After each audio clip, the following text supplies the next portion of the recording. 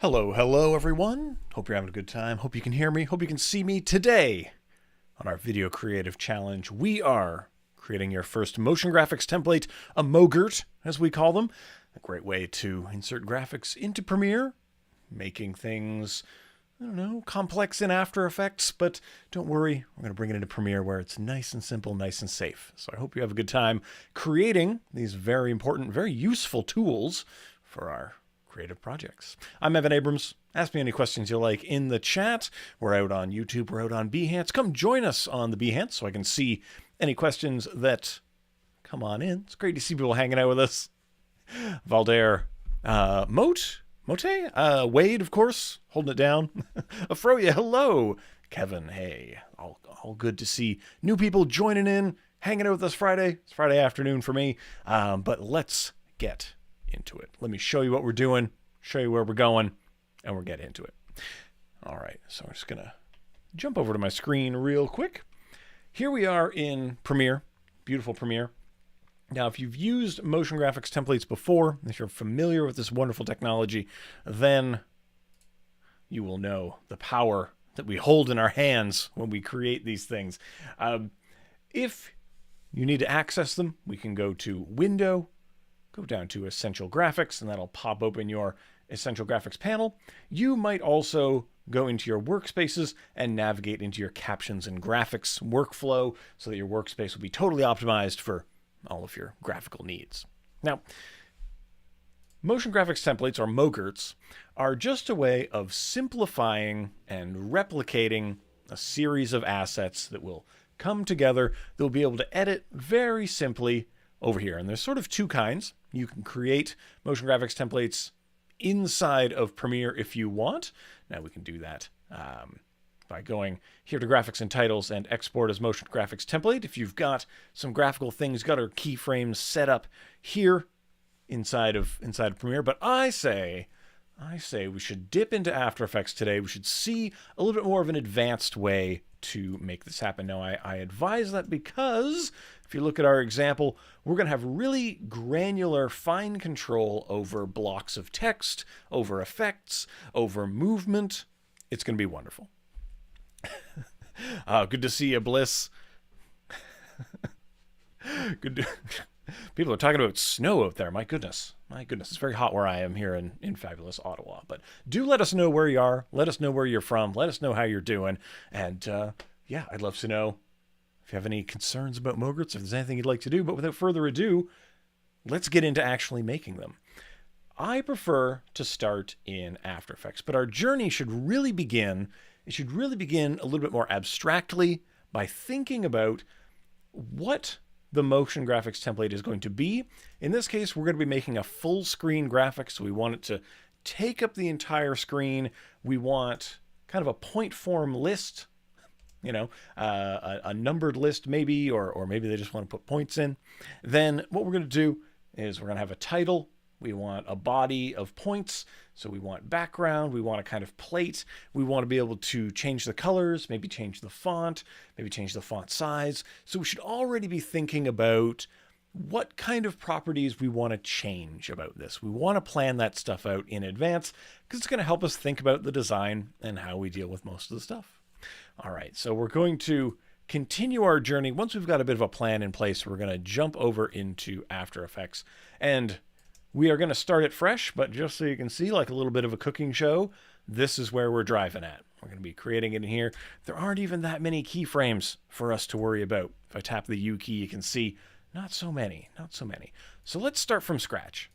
Let's go ahead and go New Mogrt. So all we're going to do is we're going to click down here. We're going to click on the New Composition button, and then we'll bring up our composition settings. I really recommend that if you are creating this for your own content, you make sure that you are using the correct frame size and the correct frame rate to go with wherever this is going to live. So if you're producing content that is 1920 by 1080, you know that this template is going to live on that kind of footage, then we want to make it that size, and we want our frame rate to match. That way there's cohesion between the different frame rates and things don't get a little bit strange for us.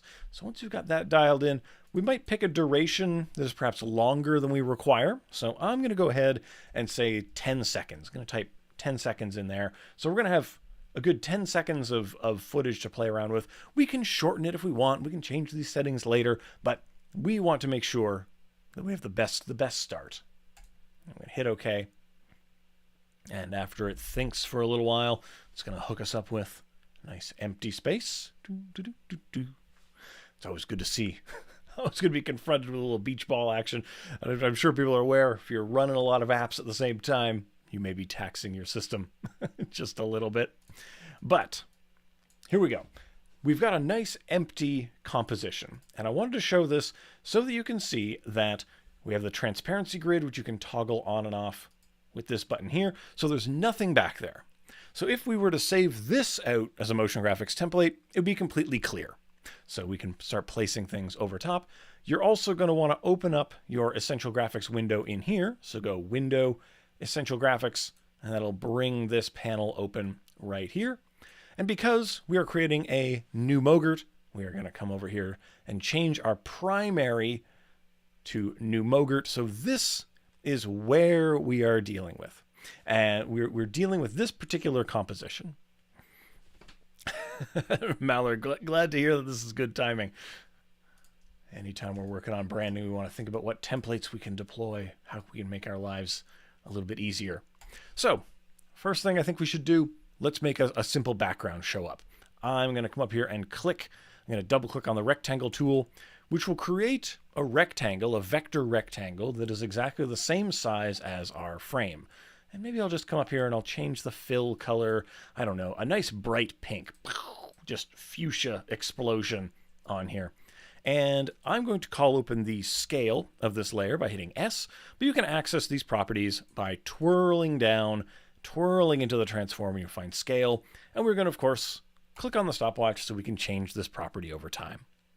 I'm going to move ahead a little bit, maybe to 12 frames, set another keyframe there. And it's important to remember that keyframes are appointments. It's really all they are. They're appointments for our values. So the scale value at the beginning, let's set an appointment for it to be set to 0, right? And then we have another appointment that we already set for it to be at 100. And so in between, it animates in between the two. I'm going to go ahead, maybe drag these out. I might go to Keyframe Assistant and easy ease this one.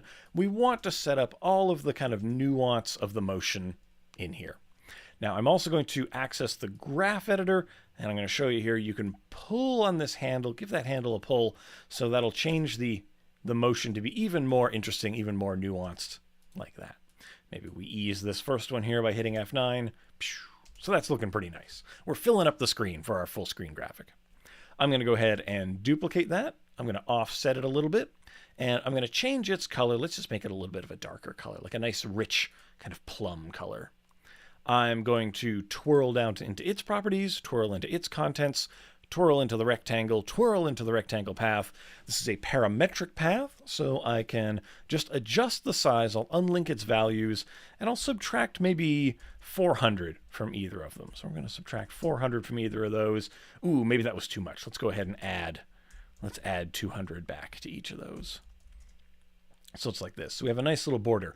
Now remember, we duplicated that first thing, so pew, pew. Now we got these two things popping on.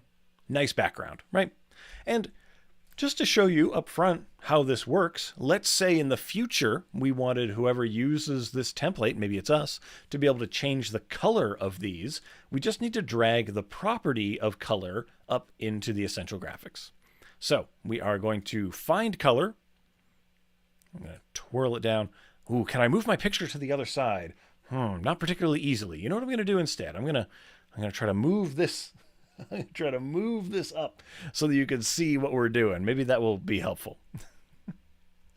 So we'll do like this. Maybe this will be a better move. So hopefully now people can see the stuff. I'm not blocking it with my face. So we know Evan's face is the least important part of this broadcast. So if we twirl open our contents here, right? We twirl open the rectangle. And we want to find, I'm trying to navigate to color, right? I'm trying to navigate to the fill color right here. That takes a few clicks. So how about you just select your layers and go up to our search bar here and type in color. And there's the two things that have color on them, right? And now I'm just going to drag this color property up into here. Look at that. We've just created a control for the future to make use of. And let's call this the card color. And let's drag this other fill up there. We're going to drag that one up there, and we're going to call this the background color.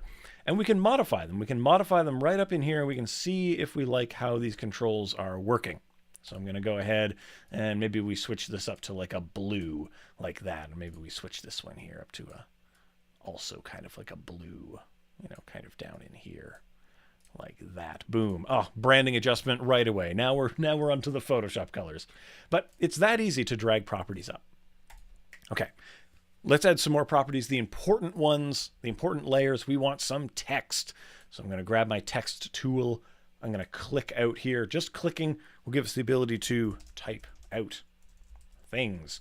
But let's say we want a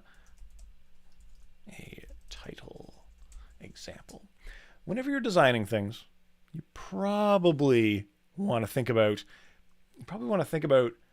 how the design is going to be balanced, right? We're going to maybe make this like 160 point maybe. And even though we'll allow people to be able to change this in the future, right? We're really just kind of setting it up for kind of an idealized example, right? So you want to try it out with descenders, right? You want to try it out with typing in longer titles, shorter titles, but I think this is going to be a pretty good exemplar of the stuff, all right? Now I want to animate this title showing up, right? So what I'm going to do is I'm going to twirl down into here. I'm going to twirl down into the text, and you see here it says animate. So what we're going to do, oh good, people are feeling magical in the chat. That's what I like to hear. We're going to click on animate, and I'm going to just say, let's animate by scale, right? And if I start adjusting this, you can see that all the little characters, all the characters of my text are scaling down. So let's scale it all down to 0. And when we animate things, we're really just saying, here's some instructions. I'm giving this instructions of what scale to be. And this range selector is saying, who am I telling to be that size? Who am I giving this instruction to? So I'm going to just adjust so you can see when I start to adjust the start property here. And so that's what I want to animate. I'm just going to click on start, and we are going to maybe move ahead a little bit, and let's animate that all the way across. So we're talking to nobody at the end of it, talking into the void. We're giving the instruction of being at 0% scale to none of the text eventually. And then we'll just slide that on back, slide it, maybe pinch it down. But we have so many wonderful options available to us. So depending on how we want this to go. So I might come into the advanced tab here, and I'm going to say, let's not do it per character. Let's do this per word, right? So we're going to animate per word. Let's play that back. Boop, boop. And it looks like that. And we could even say, you know, this is a bit too rigid. Let's adjust our easing. Let's bring an ease low on here, easing at the tail end of the animation. Boop, boop. So it looks like that. It's a little bit more playful, right? And you could even come into the more options here and say, stop grouping your anchor point by character. Let's group them by word. So now whatever the title is, the title comes on one word at a time.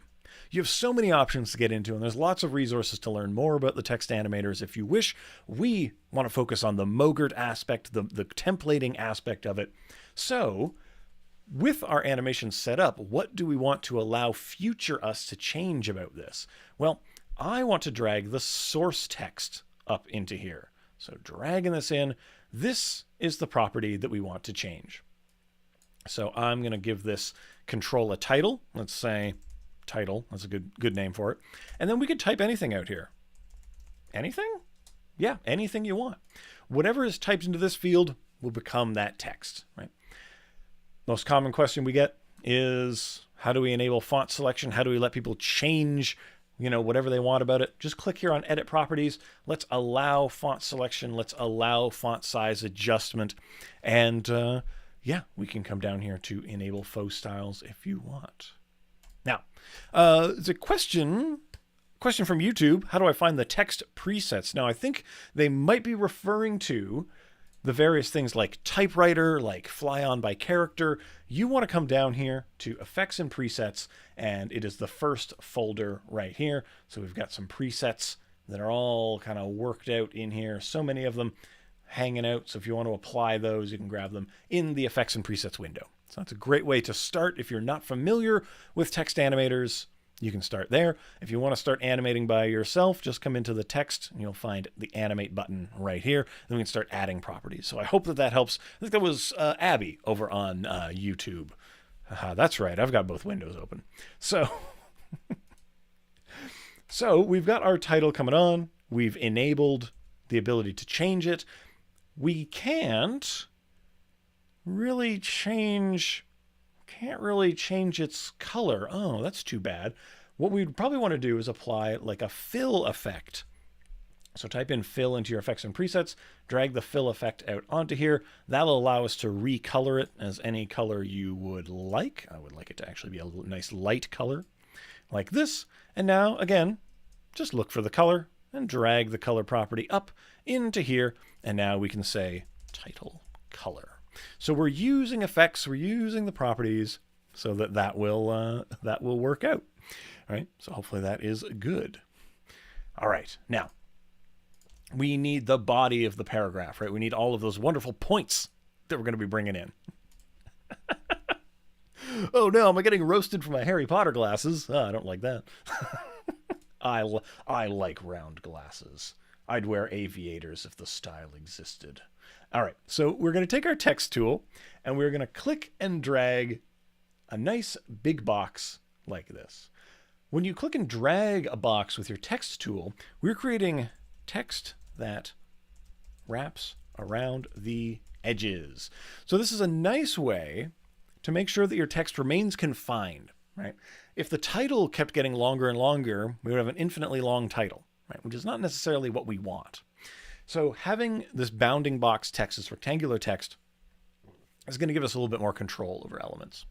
All right, let's go ahead and give this, let's say not bold, let's be regular, and then not 160, maybe just 100, right? And we'll just put out some point form stuff.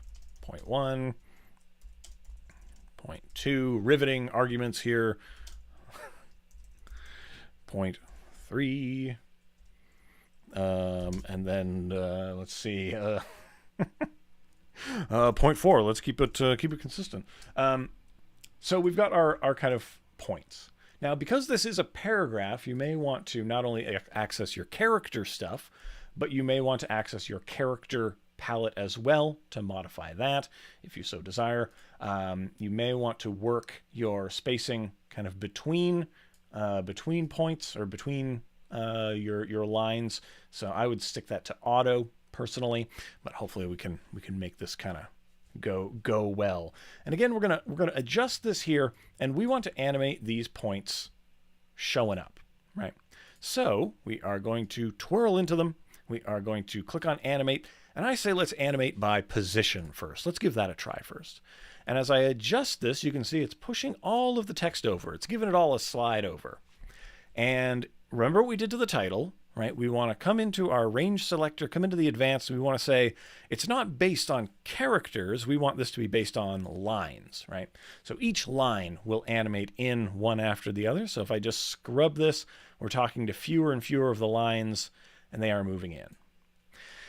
The other thing I'd like to do is to go ahead and change it here from being percentage to being index. So when I click on index, you can see suddenly the range selector numbers change from percentages to indices, which is saying, we're talking from 0 to 4 lines, right? Line 0, 1, 2, 3, 4, like that. And now we can simply animate these one thing at a time. So I'm going to click a keyframe for this. I'm going to move ahead maybe 20 frames or so. I'm going to adjust this to 1. Right, so now, line 1 is moved in. So if we look at that, it's kind of sliding over. Maybe I'll bump that back. Maybe 10 frames is enough. Right, 10, 20, something like that. Now we'll just move ahead quite a bit more. I'll set another keyframe. I'll move ahead a little bit more, and I'll change this to 2. So now it's gone up again, right? Which means that, of course, point 2 is moved in. Let's bump ahead some more. Set another keyframe. Move ahead. Bump it up to 3. Like this. Move ahead some more. Set a keyframe. Move ahead change it up to 4, and we'll just bump that ahead, and we'll just play this through. So bloop, bloop, bloop, and then these things are sliding on over. Let's do the exact same thing that we did by increasing this ease low on this a little bit. And we don't just want them to slide over. It would probably be helpful to us if they also were less opaque, right? So we're going to add to this the property of transparency. So we're just going to add opacity in here, and we're going to bring that down like that. All right, so that as they come on, they show up and they slide over. Okay, here's the critical part. We're going to drag our source text up into here, right? We're going to perform the same thing of adding a fill to this, right? And we are going to find the color of that. We're going to bring that up here as well. So we're getting all of our controls figured out. We're dragging them all up, right? And you might want to do something to organize them, right? You might want to make sure you get them in the right ways, but we've got it all set up the way we want. So to turn this into a motion graphics template, we must give it a name. Let's say point form template, or let's say point form full screen. Let's be descriptive so I can actually find this thing later, right? So once we've given it a title, we can then export motion graphics template. Step 1, save, always. And now we are going to click export motion graphics template, and it'll pop open this window. And it'll say, where do you want to send it? Where do you want to put it? Now, you could place it on your local drive. You could put it in your local templates folder, and this will produce a .mogrt file. You can also just place it in one of your libraries. As you can see, I have quite a number of libraries. That'll place it in the cloud so you can access it from anywhere that you access your Adobe Cloud subscription. And let's say, I'll say local template folder, right? Now, here, we can come into the compatibility. Oh man, the Mogrt that shall not be named. Loving these reference jokes in the chat. Things are good today. So under compatibility, you can ask After Effects to warn you if this template uses fonts not available from Adobe Fonts, and to warn you if someone would need to have After Effects installed in order to use this thing. These are important warnings if you're going to be sharing these things with others. I do have After Effects installed. I do have all these fonts, so I don't really care that much, but these are good warnings if you're going to be sharing this with others, if you're going to be selling templates. Always think about these things. Compatibility is important. And you might want to give some keywords, some meta tags, so that you'll be able to actually search these up and find them in your various libraries. Right. I'm going to just go ahead and hit OK. Oh, it's going to warn me. It's going to give me this warning. Now, this is an interesting warning to receive, that it cannot be used because it has the Cinema 4D renderer on. I'm just going to say OK to that.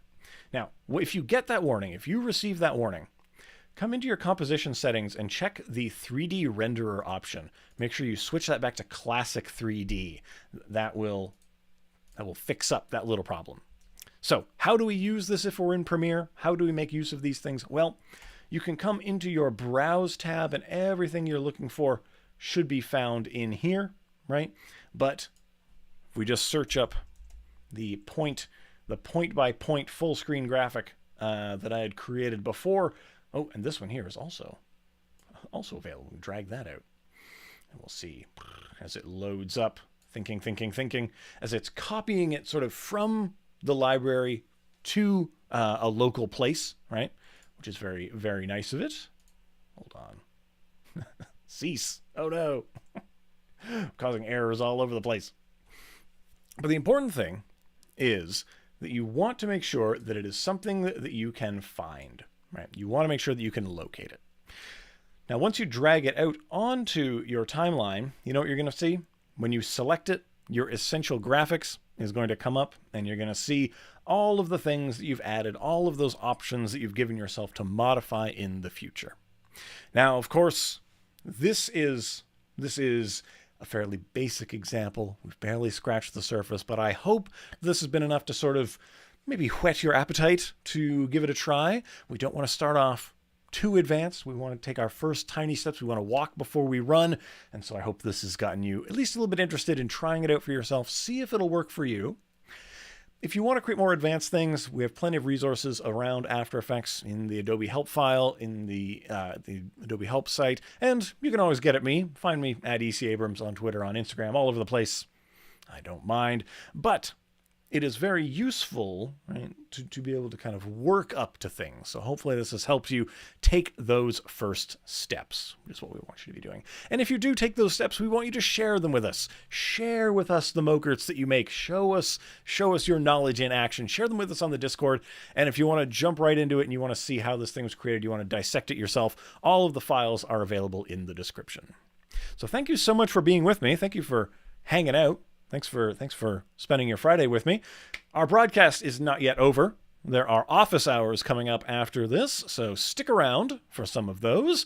You'll be learning some advanced Illustrator things, which I hope you enjoy. But like I say, if you want more Evan Abrams in your life, you want to learn more about After Effects, you can find me right here on Behance, at EC Abrams. Find me actually at EC Abrams all around the internet. But please, reach out. Everyone wants to help. Until next time, stay creative, be kind to each other, and I will see you all around the internet. All right, bye for now. There's the button.